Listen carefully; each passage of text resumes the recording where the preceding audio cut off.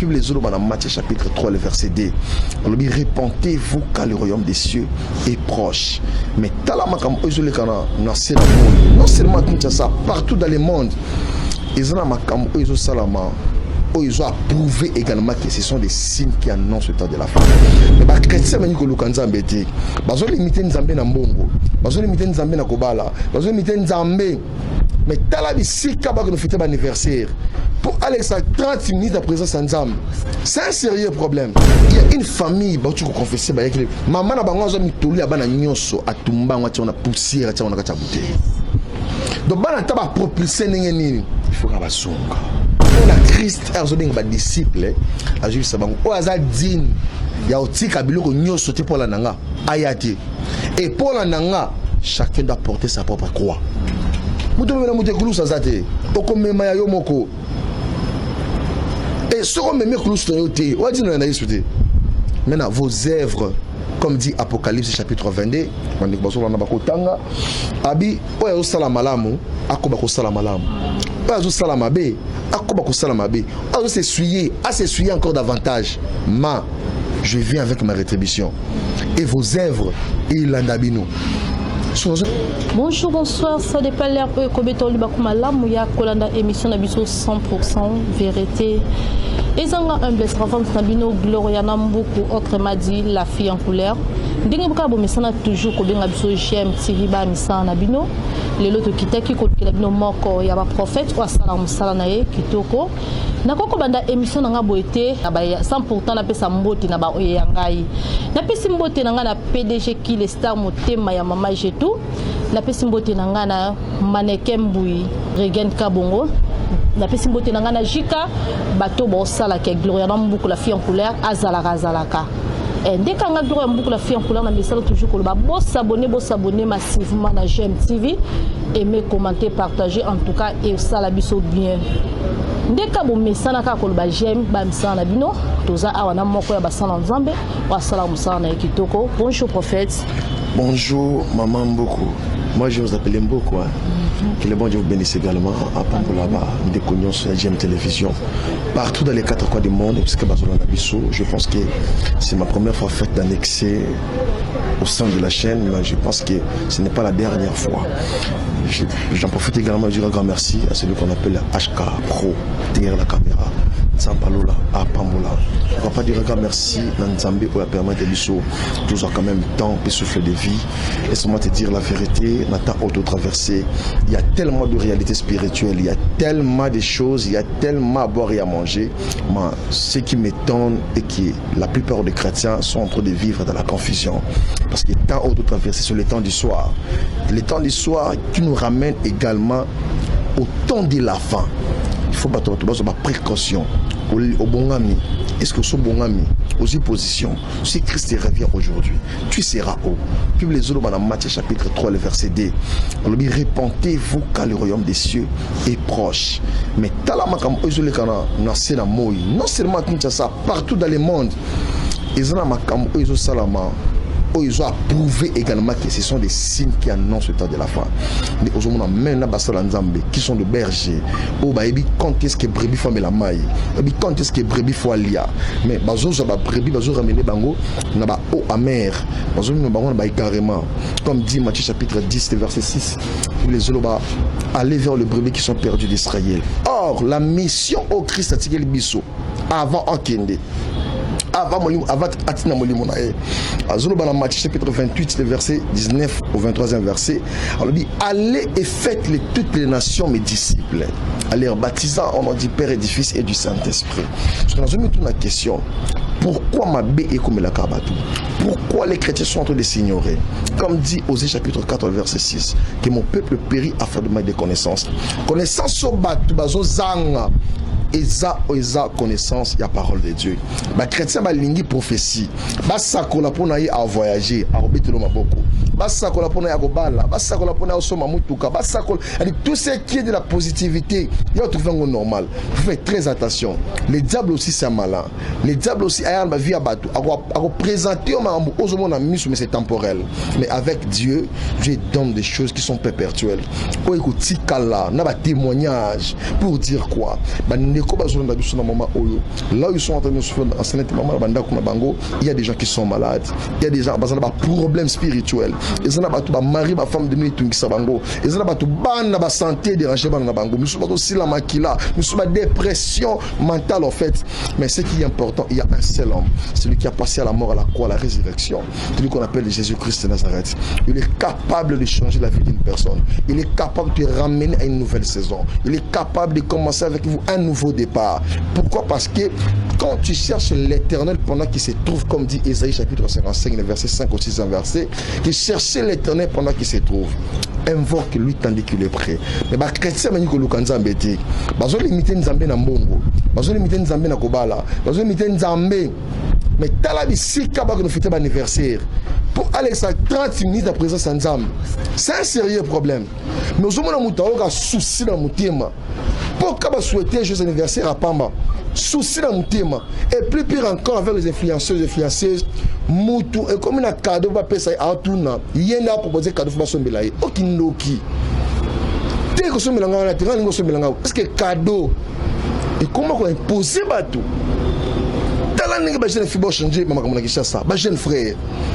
Ceux qui pédophilie, changer nature, usage, on Nzamba Pessi, Romains chapitre 1er. Les hommes ont changé les usages. Il y a pratique sexuelle extrêmement pour les mots. Et les jeunes filles, changer en les lesbiennes, même là, ce qu'on appelle. Les mots m'ont échappé encore, les mots. Ça couple avec les animaux en fait. Allez-y comprendre. La conséquence c'est Makambo Oyo. Beaucoup foutent en cash. Même si nous avons à Olimbisayo, comme dit 1 Jean chapitre 1 le verset 10, si nous disons que nous n'avons pas connu l'iniquité, nous nous séduisons nous-mêmes. Mais si nous confessons nos péchés devant l'Éternel, il existe Dieu est fidèle pour nous pardonner. Mais le promesse de Kamouka a pardonné. Quand on Olimbisanaï, bon ba conséquence. Au foot en cash. Yango zomo na bato musu basala ba combo. Er ba bunginzela. Ba combo na bango il s'est renversé une fois pour toutes. Mais bazaka en vie. Cela veut dire quoi? Nzambe asisa mutu malembe. Au fur et à mesure on s'est détaché na sept ou yeza serment. On s'est détaché na étape malembe ozokinde. Malembe ozokinde. Tu vas se retrouver au Timosa Nzambe au tika Nzambe au comment na ba verti personnel privé. Ozotanga komba Yesu na munoko. Mais Nzambe azana yote. Yango zomo na Matthieu azoloba. Beaucoup bakolobake to salaki miracle comme Nzambe. On a prophétisé, on a guéri le malade, mais kola lobby, je ne vous ai jamais connu. Mais ce qui est important, bande ko bazolanda biso, bazata ko se repentir, Nzamba ko tamaka vraiment. Prophète tokotaka mbamo na masona biso, tomona ki prophète de la nation à salaki prière dans stade à kangi pe mbula bi ke mbule ko betate, mbule betité. A bimisi vraiment à cancel. Alors, il y a un stade de Kotonda, stade de Petondi.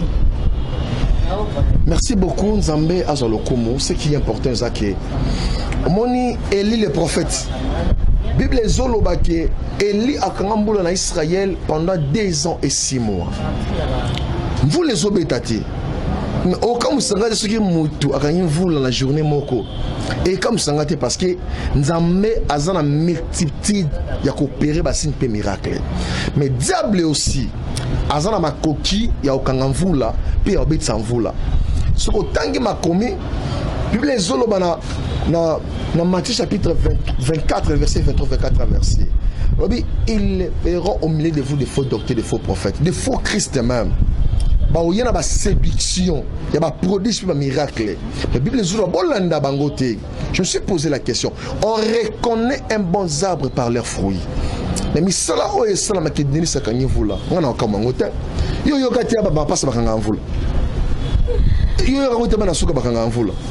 ce sont des phénomènes naturels. Mais c'est important. Au-delà des naturels, il y a la surnaturelle. Mais la dernière laisse opérer dans le naturel, à ceux qui ont parce qu'il est limité. Il n'a plus le message à communiquer. Alors, il est resté dans ces divertissements. Puis les Proverbes chapitre 6, Un peu de sommeil, un peu de soupissement, un peu de divertissement. Attention, la pauvreté est aussi prendre. Oui, je les respecte, c'est un aîné spirituel en fait, mais Makambazo Sala, ils ont recadré sur Yété, Nakombo Moutazo Tang, Otobinganzambe.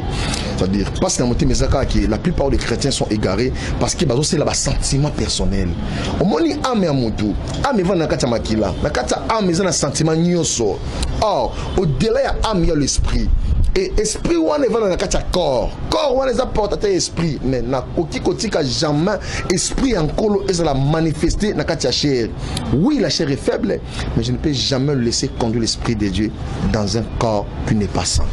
Et yango zo mona siko ke bande ko mingi bazondi mana bango lokola nzamba ngazo beta suba tumala mokote bakomisa habitude a limbisa a osala boy et ça ngo problème ti et belé bato bateki mabota na bango est-ce que bazo bota les sous il y a une église monde bato bazo kabana yaka kuna mona bato bazo kamabota yaka luka bato stabilité yaka mona bato bazo cela veut dire quoi moto mususu a posé acte à cause d'influence.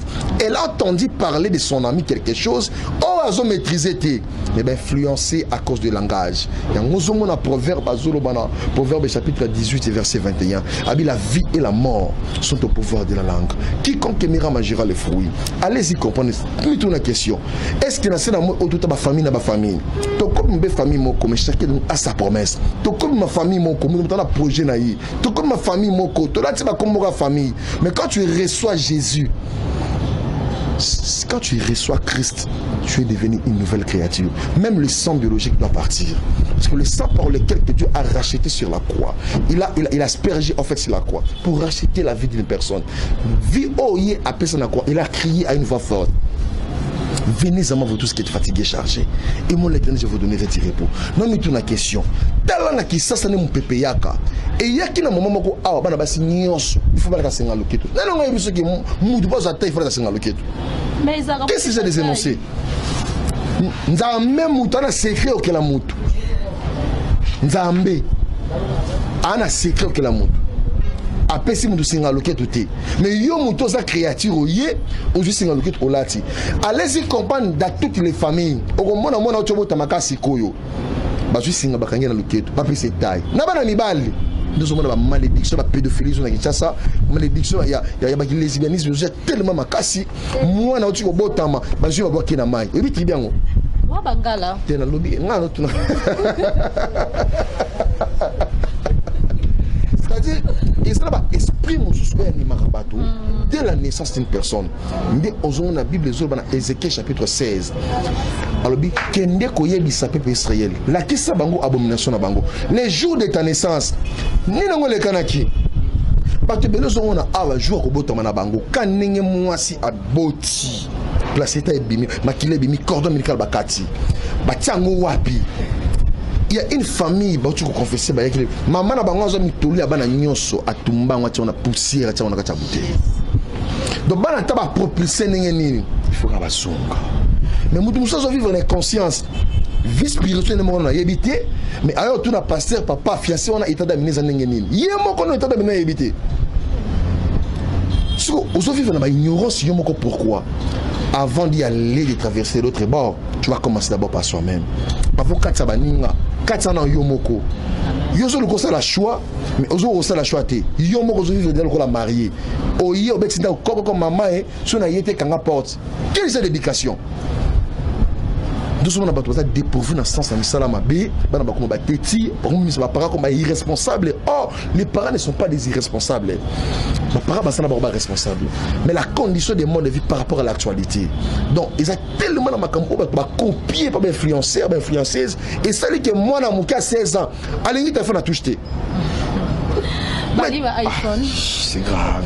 Mais prophète lelo ezope sa biso pasi bino moka bat bozo te ya biso bino moka bat bozo sa ki a été changé to bongo la mitema to yamba Yesu meka bino wana ba pasteur bokomi kolinga bana mike voit même ba papa mikolo bazo linga bana bata mike erozo mona ba biloka bongo ba ningono ba pasteur msope bazo salango et so salon ndengeni. Merci beaucoup ma sœur. Vous savez 1 Corinthiens chapitre 5 Bible zo mitali solo oyo sur le même pédic. Et sur le bas, il y a des idolâtres. Et sur le bateau, il y a des nzambe. En fait, et ça, il y a des kisi au bateau bakoti. na kosote mone élection zo ya boye tala ils ont battu ba sacrifier au sakanate ba pasteur yo zo mona o ba sala misala wana ba simba déjà misala ya molili ba tika dans Nzambe kala en fait c'est important ezanini bandeko o ba kin aussi na ba église wana l'église ce n'est pas sous forme de bâtiment l'église n'est pas sous forme on passe on a grandeur pour na kombo na tanga na sina moyi non on reconnaît un vrai pasteur Saint-Esprit quand demote ba fruit manakati na biso so tant on zomona bana mike ba vivre na ba papa mikolo ba lingi mbala ba génération na bangote ça m'a fait très mal j'ai vu une jeune fille à 20 ans papa na cravate abeni na kingwa azu ka personnalité azu bena papa to cravate na kingo tout ça vient là-bas aussi so allez-y comprendre yo moni papa na bino na likango o azamwa na lokola yo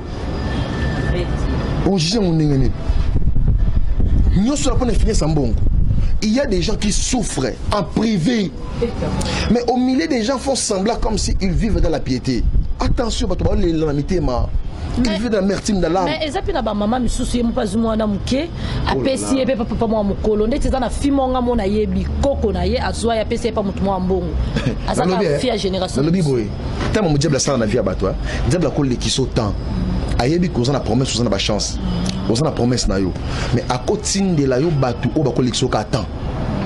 C'est-à-dire yo ba kabela o kaka. Ma copine nga 200, 300 ba kabela ga yo. Mais au tika lo mona jamais mon bel moi bêtise sur le que non, je veux voir tes parents.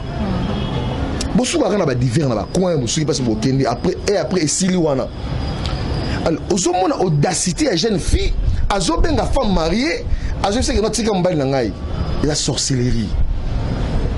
Ce qu'on a mis tout dans la question, moi dans le lengue oyo, sort nizanine. Au cours de l'élo, tout c'est normal. Demain ou après lendemain, on n'en disconvient pas. Qu'est-ce que tu as acquis comme mauvaise conséquence? Ma conséquence, où il y a la vie à battre, au foot en cash. Au moins, c'est semence, tu as bien semence, est-ce qu'il m'a supermarché? Semence, on a semence oyo. On s'en va aventurer. Dans le cas de semence, vine des anakati. Dans 1 Corinthiens chapitre 6. Le verset 14, le verset 15 au 18e verset. Ne savez-vous pas que votre corps sont les membres de Christ? Prendrais-je le membre de Christ pour en faire le membre d'une prostituée? Loin de là. Maman, bien le fouille l'impudicité. Mais place Ambia César, place César facile. Place Mbongo César, place Flèche César facile. On a mis toutes les questions. Zambaza Zobatabi, contactez-vous de ce que vous avez. Soit se contacter dans Oyozanango, au Pengwate, au Penganarota la musique.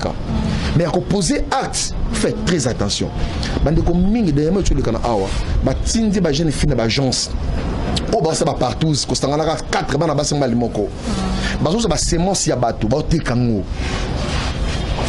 Ba ban jeune ki ba jeune fille moni passi, ba kanga bato ba, c'est ba kanga mot ko bota. C'est ba tindi e cop, et bien no copine na za ba zo régler. Excusez-moi pour le mot, mais azwa ka ban jeune. Ah mais mon piscine. Ya, aqua splash. OK n'était la diable mon bazo sala $35 même moi ofele au lit au meli azuba ngana marchandise au tekinini bazu yo penini allez-y comprendre bato bima ba ke ba Dubai banina ba futa ka billet ba ke bazu na marchandise yo ki oza na mbongo te kanengo kendeki kanengo zongi et à la fin de compte au panzambo na ba boîte au futa ngo cash ata le loté il y aura un bon moment. Tant conscience n'est qu'aux zones, mieux vaut encore. On a la conscience spirituellement par là. On a des amis, on a communiqué. Tout mingi ba baby à cause de ma camarade. Et le monde des ténèbres, ils savent comment placer ses acolytes. À placer la bango na ba bon temps. Aïbi ke muta zolu kambongo. Aïbi ko zona mbongo te. Encore palissade. Ba qui c'est le gars c'est choua. Quand il est bonsoir. Bonsoir. Qui ça la français? En fait, et ça la kondenge nini ndeti lelo so moni ba film boto mo na va même ba fi ba basi na basi ba komi bango moko sala ba showbiz azobi mana muninga na moi si tout le monde peut kuna mobile na mobile azobi mapena muninga na mobile ba vidéo peut circuler et au monde ngo oyoka ndenge ni yoka Romains chapitre 1er. Romains chapitre 1er. Le verset 26 au 27e verset. Yoka. C'est pourquoi Dieu les a livrés à des passions informées, car leurs femmes ont changé l'usage naturel en celui qui est contre nature.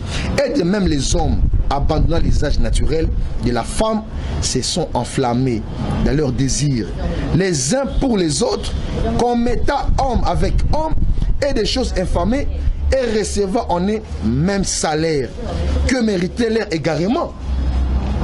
Tango batu ba osala makambo oyo, ma sœur, tala, samba yo kabango mawa. Ndi ozongo na batu ebele bazo vivre. Na kati ya ndako basala ben sieste. Aboma na mutema. Abima na mbala gantier na ye. Aboma na mutema parce que basombela ka téléphone. Il y aura un bon moment. Et kobima kaka. Tu sais les jours où tu auras besoin de confesser, ozana loko senga nzambe. Nzamba zo le bilongo na ba. Ah ouais, c'est un prophète. Yo moko. Tout ce que tu as posé comme acte, et comment il y a la vidéo. Mais pour vérité, pour éloigner Salama, il faut vérité bima. Mon agent chapitre 8 verset 30 en vérité, je vous le dis, vous connaîtrez la vérité et la vérité vous affranchira. Vérité rendra un moto libre. Là où il y a la vérité, il y a la dispensation de l'esprit. Là où il y a la vérité, il y a la liberté de l'esprit. Mais tant que acte s'est posé, dans le téléphone il y a bateau, dans une cause ma sœur, une sœur en Christ, un frère. Mais bien sûr, d'adjunir le téléphone au Saramate. Toi, tu penses qu'il y a une sœur qui écouter dans ma tour comme Tala, Azoyo Kane, ma voisin, Ayo qui n'a pas pongi. Mais ça fait très mal. Toujours conseiller Bandeko Oyo, Lukan Nzambe. Parce qu'il est temps de la repentance des allées. Nous avons une seconde chance. Lukan Nzambe. Confesser ma benayo. Alors, dans 2 Chroniques, chapitre 7, verset 14 au 15 verset. Alors, si mon peuple circuit est similé, cherche la face épris et se détourne de leur mauvaise voie, je guérirai le pays, je pardonnerai tous leurs péchés et j'exaucerai le ciel. Nzambe wa qu'il connaisse. Azoyo kamuto mawa keke so makambo ko sala. Mais pour mes acquis, conséquences au futango. Ils ont dit moi c'est le biki nga na obota ka so na bali. Maintenant la bali te mazuzemi. Non, mais tout une question. Et loko yo, ils ont fait ça zemi, ils ont bangangote, mais ils ont bangazemi. Expliquez-moi n'engene. Cela veut dire que bato baza influencé. Ceux qui bato baza la présence en Zambé, ils ont maman sous poser le acte. Nous sommes les éducateurs de monstres. Et tous les bato baluka Nzambe. Les gens pensent qu'ils sont les aventuriers parce que il y a des ceux-là qui nous ont précédés comme les aînés spirituels. Ma baby si des gens, ma baby si des makambe belé. Mais Nzambe abungwanate. Il est le même hier aujourd'hui éternellement. Il a la capacité à authentique, la volonté de Nzambe. Et il a suscité une nouvelle génération, comme dit Joël chapitre 10, le verset 28. Dans le dernier temps, je répandrai mon esprit, c'est toute chair. Vos frères, vos filles prophétiseront. Les jeunes gens auront des visions et les vieillards auront des songes. Prophète sikoyo eloko même ngamoti sikoyo na omituna pona nini basala Nzambe bokomota biso na ba confusion to monaka malgré ça likamongo PDG leka ki met to monaki nani lifokoliciel oyemba ba musique ba Branham wana alobeke Branham azanzambe ce qu'on a yebité évangile on échanger to a comme Nzambe na temps oyo. Vous savez, lorsque Dieu compte exposer quelqu'un, diable a utilisé moto. Le collaboyer na identité moro quelconque. Vous ne pouvez jamais penser qu'il y a cause de l'identité ou exhiber l'identité ou azanango. Cela veut dire quoi? Tant que Branham azanzambe, en fait, tout le monde qui makambo oyo, ta auto commis entre bango moko ba Branham c'est ba confusion. Koto balobi Branham bazanzambe, koto balobi brochure, koto balobi Jésus. Allez-y comprendre. Na sena moi oyo, Mahomet ayi, bato ba chassa ba démonter. Kimbango ya, ba démon ba kimate. Oh, ba Élisée, ba prophète ba ya. Mais lorsque Christ est venu, le mauvais esprit ont quitté le corps des gens. Amen. Pourquoi? Parce que c'était un fils par lequel, plutôt proprement dit, Atin n'a pas sauvé l'humanité. Parce que tant que Yosur Bateno, Branham, oh Jésus, Branham, Jésus. Allez-y comprendre. Est-ce que Ozolo Bango pour un sentiment, il y a combien de mots? Tout Ozolo Branham y est moko. Akufa, Asekwate. Pour Branham y est moko tanda oboya na yango ndo bakaza prophète. Moi j'ai suivi ma vidéo ya Branham, ma brochure, na tanga bilo na bango. Pendant quelques connaissances. Mais pour mes années, et loko yebité, comme martelisé sur Yangote. Moutuna sena moi, ils ont des makambo, on a sena moi mutu fazanango. So zana muta muta kufa. Il faut zana muto yokaka, na muto bangaka. Pour so zana limite te, on muta kufa. so tango bato nyango zomona makambo ya alliance oyo non les dieux de mon père Nzambe ya boye Nzambe ya pasteur intel attention ce pasteur wana dans le monde à ténèbres vous tous toute l'église OK mais tiens rabino maboko té l'imposition des mains la vie étoile na yo mais promesse de longue athée et ça a écarté mais quand tu reviens dans la présence de Dieu Dieu revient avec tout ce qu'il a promis pour vous et pour l'accomplir aussi mais oh ça importé ça nim pour pesa non Nzambe tant on doit se lever mabe mingi soko kufi nga pona ezaka so kufi okende wapi tote komona awa pasteur Michael Ambai malgré asalaki ba mabemo ye moi mpesa suspension pendant 8 mois mais lelo to moni azongi sous côté na église donc ils en aura question sali mabe o le kosenga pardon obi kenzamba olimbisa po Nzambe kanda na esila Nzamba comment Nzamba mawa vous savez Nzambe azan Nzambe ya mawa bien sûr oui Dieu pardonne toutes tes sortes de péchés mais ce qui est important les conséquences tu dois payer cash olingo lingate o conséquences yo moto futango nous on a Christ azobinga ba disciple ajubi sabango o azadine ya otika biloko nyoso te pour la nanga ayati et pour la nanga chacun doit porter sa propre croix muto mena muto kulusa zate okomema ya yo moko et ce qu'on me met kulusa yote o adina na yisute maintenant vos œuvres comme dit Apocalypse chapitre 22 on dit baso na bakotanga abi oyo sala malamu akoba ko sala malamu oyo sala mabe akoba ko sala mabe oyo s'essuyer encore davantage ma je viens avec ma rétribution et vos œuvres il andabino sur zo mituna ba question koyiba kaka yo ko escroquer kaka yo lelo tozana bato tala tozana bande tozana bato o bazo confesser pour ne pas citer leur nom ce sont des vies privées tala Nzambe yo ka banka mawa Nzambe wa Nzamba mawa otali kandumba moko boye asopa sopa bazemi asopa era balika nda mapasa oh Nzamba maleka Nzamba sikoyo yo mutozo tala ba aventure te Dieu est souverain mais toujours encourager bato te basala mabe bato bazonga na présence de Nzambe comment bato bakoza ba modèle d'exemple ya mabe ya bato yo so tisse vina yo na exemple ya mutu mususu non ok musika te on doit rester objectif tala makam okola pesio yo kama mokola pesio tiango na misala tu dois avancer mais tant auto traverser les gens souffrent et ça na bato bana makambo na mitema bazo ba te ba betela ngo nani parce que ba vie ya bato mo imaginer autour de la chair ba vie privée ya bato ba confession ya bato et comment bima libanda est-ce que toujours sur un peuple de Dieu toujours ramener bango sur égarement pour ba couple msuba comme le ko banga azwa msusu mwasi na atinde na église pour mona ba vidéo ozo bima ya basala Nzambe o banga pe akoya pe na mwasi na eme basala Nzambe bozo bobotole su mwasi siko bozo tabiso wapi en tout cas c'est faux et archi faux en fait mosala Nzambe tambona semence à Saint-Esprit hein akosa makambo yozolo bati Bible zo na Actes des Apôtres chapitre 1 tengate mna lo bango to monango yoka alors vous recevez une puissance qui surviendra à vous et vous serez mes témoins à Galilée à toute extrémité du monde muto aza poussé par le Saint-Esprit a composé ba acte aboyete basi ya batu ibali ya batu nazo yoka muto zolo na mobala muto azate tala ye bien asubetela ngobe tolo lokola bavandi wana mbala mutu azati soko place mbala mutu azati yoki ngosala nini ya mukoni il faut faire très attention sur ma place au mal ba divertissement ya ko égarer bino ndibino bozolinga attention le loko na 20 ans mbali bazaka ba escroc ou na 23 ans basi bazaka mabe ou na 26 ans bato bazaka mabe mkonini tango zo ba conséquence ba déception et qui ko ramener oté na droit chemin au vendre au yo kambela Nzambe au kabe volonté Nzambe au sera ce qui recommande de la part du Seigneur parce que bato basala ba volonté na bango azobomba mimi aola tali sumu lamba place tala bato nyonso babotama na Bible o Nzamba visita bango avant bato bana semence ba bima apesa bango ba interdiction de ne pas toucher les choses qui sont des voiles interdits moi ça na zemi amela masanga te Bible mtozolo bango mais yo zo mona moi ça bandika zemi à 2 mois pour aller bien faire melo bomela kaboye bien il faut melano le courant na ngai moi na nyonso na ana besoin d'alcool nzoto na été tout botama ndenge moko te et na bala musuba na promesse à Nzambe il faut aller conduire famille en esprit leadership il faut être bien encadré bien formé, bien éduqué.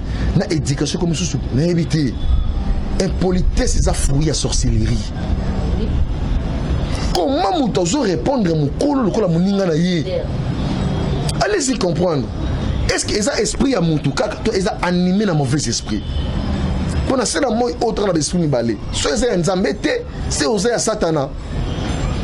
Mais non, c'est l'examen de conscience. Baninga tu badana ba classe ba silisa.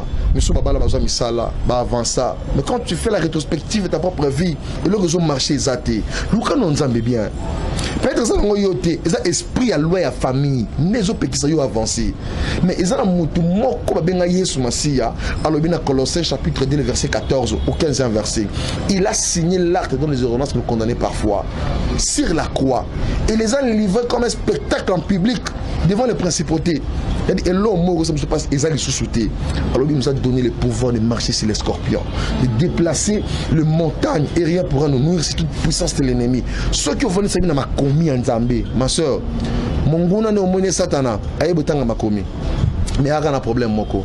Il n'a pas le secret de l'interprétation de la révélation de Sainte Écriture. Parce que bandeko bazo na biso mama ka fanda zo kamawa mama ataba tali banana ye bana baninga ba koli bana baninga ba propulser bana baninga ba avancer atali oya ye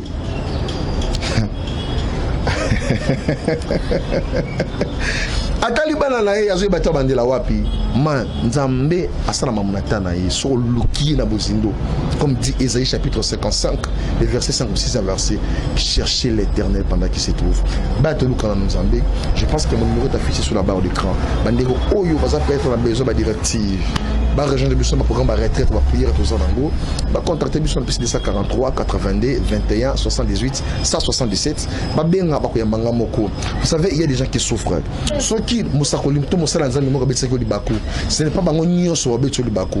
Il y a le vrai, il y a aussi les faux. Dans la loi de la moisson, Matthieu chapitre 13, on dit le livret, laissez le livret et la bonne semence croître ensemble. Mais les jours de la moisson, vous avez le livret, bâti pembeni, bâti en moto. Vous avez bonne semence, bâti en mopanzi. Nous avons une question. Aux ans, na type de semence mine jusqu'aujourd'hui. Il y a un autre quel que soit ma problème, santé, malade, problème, finance, mukanda, domicile. En